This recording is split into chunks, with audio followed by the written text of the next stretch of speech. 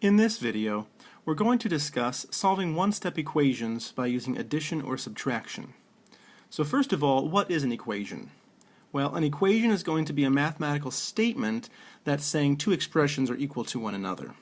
Typically what that looks like is you have some expression or quantity on the left side and another expression or quantity on the other side, the right side, and you have an equal sign in the middle saying that, hey, these two things are equal to one another. So typically, again, what that looks like is, in math, is one of the sides is going to have a variable. Maybe both sides will have a variable. So ultimately what the idea is to solve for that variable, find the value which will make the equation true. Or we can say which satisfies the equation. So we call that finding the solution of the equation. And that basically, again, is just the value that you can plug into the variable that makes the equation true. The right side and the left side will be equal to one another. So some of these examples that we look at in this video will be pretty straightforward. You can probably figure it out just by looking at it. But we're going to introduce some properties of equality that we're going to use when the problems get much harder that you're going to need to use in order to have success in the future. So this first example that we're going to look at is going to be y plus 9 equals 15. So right now I see that we have some number, y, we don't know what it is. We're going to add 9 to it and we're going to get 15. So what must that value of y be? Well, you can probably figure it out right now by looking that, well, sure, y equals 6. So I'm going to kind of keep that in the back of my mind, y equals 6, and I'm going to use what we call the subtraction property of equality. So the way that we solve one-step equations is that we want to get the variable on one side by itself and everything else on the other side. Typically, a lot of students like to keep the variable on the left side and kick all the numbers, constants, everything else over on the right side. So in this case, we've got our y, our variable, over here on the left side, but we also have this plus 9 over here with it. So that's kind of causing a problem because the y is not by itself, which is the goal. So I can use what they call the subtraction property of equality, which states that if you subtract something from one side of the equation, you also subtract it from the other side of the equation, and everything is still okay. You still have a true statement.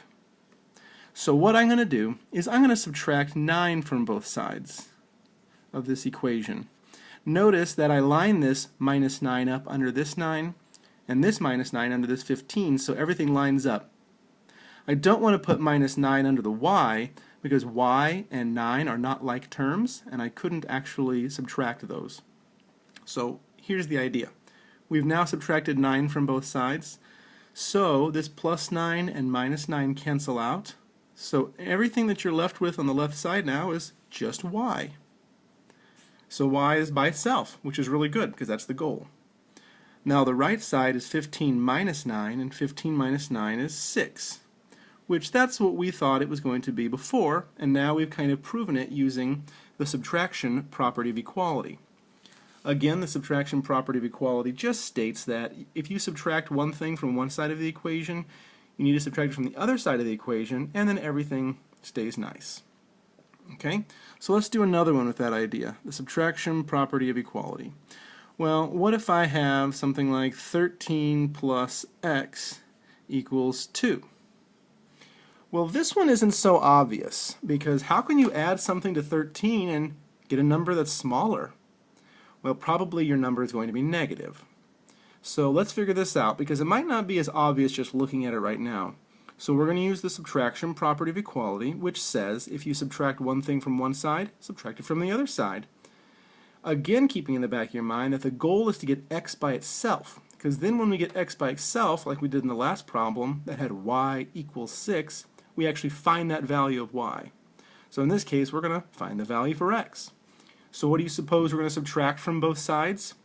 Well, the value that's with the x right now. So in order to get the x by itself, we've got to get rid of this 13.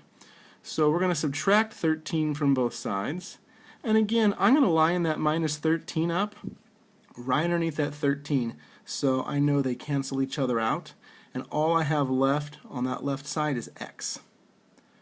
Now on the right side, I still have this minus 13, so 2 minus 13, and now, that's a little easier to do because I can add these integers, and 2 minus 13 is negative 11. And where it wasn't as obvious looking at it initially, we can go ahead and use a property of equality and we can figure out the answer. So in those two examples, we used the subtraction property of equality. So maybe let's look at a couple of examples where we're going to use the addition property of equality. So first of all, let's say we have a minus 5 equals 2.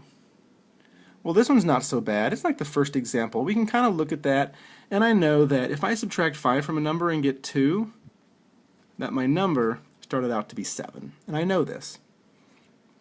Okay? But, like we mentioned before, we don't just want to try to look at an equation all the time, because equations are going to get hard pretty fast, and just looking at it is not going to be an option. So we're going to use another property of equality, which says that whatever we do to one side, we can do to the other side, and everything stays nice. So in this case, I see that a minus 5 is on the left side. Well, this minus 5, I don't like it over here, because I want my a by itself, and this minus 5 is keeping the a from being alone. So I'm going to do the opposite of minus 5, and I'm going to add 5. And I'm going to do it to both sides. And this is what we call the addition property of equality. Again, if you add 5 to the left and add 5 to the right, then everything is okay. So now my 5's cancel on here on this left side, and my a is alone, and 2 plus 5 is 7, exactly like we thought it was going to be. Okay, well, let's do another example where maybe it's not as obvious. Okay, let's say d minus 7 equals negative 4.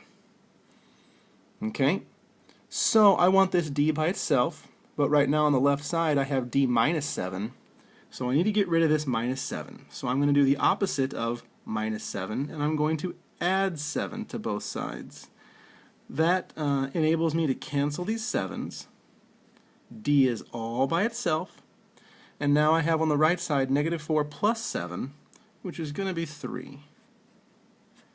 So the answer to that equation is d equals 3, which again means that 3 is the solution to this equation. And something I have not done to this point, let's go ahead and plug our answers back in just to kind of verify and see what that looks like. So if I know that d equals 3, and my equation says d minus 7 equals negative 4, let's go ahead and put 3 into our equation and see what happens. 3 minus 7 is negative 4. Oh, and negative 4 equals negative 4. I can kind of put a check mark there and say, yeah, it's true, it works out. So when you're solving an equation, it's really good to always go back and plug your answer that you got back into the equation just to verify that, yes, indeed it works out okay. So again, the properties of equality, as far as this video is concerned, the addition and the subtraction properties of equality, simply state that if you add something to one side of the equation, you need to add it to the other side, and everything stays okay and remains equal. Okay, so let's do one final example. Okay, let's say we have something like negative 3 plus b equals 4. Okay, so I've got this b, and he's on the left side, but he's also with this negative 3 over here. So in order to get the b by itself, I need to get rid of this negative 3. Well, what's the opposite of negative 3? Well, positive 3. So since that's a positive 3, I'm going to add 3 to both sides. So what will this do? This will cancel out my 3's on the left. b is all by itself, exactly the way I want it to be. And then on the right side, when we added 3, 4 plus 3 is 7. So our final answer is 7. So when you're doing these, how do you know what to add or subtract from both sides? Well, it's going to be whatever is with your variable. In this case, it was a negative 3 was with the variable. We want to do the opposite of that to get rid of it. So it's a minus 3, so we want to add 3. In the previous example, we had a d minus 7, so the opposite of negative 7 is plus 7, so we added 7 to both sides. Again, if we go back up to one of the previous examples, we had 13 plus x. Well, this positive 13, the opposite of that is negative 13. So when that cancels out, we do negative 13 on both sides, and that's why we did that.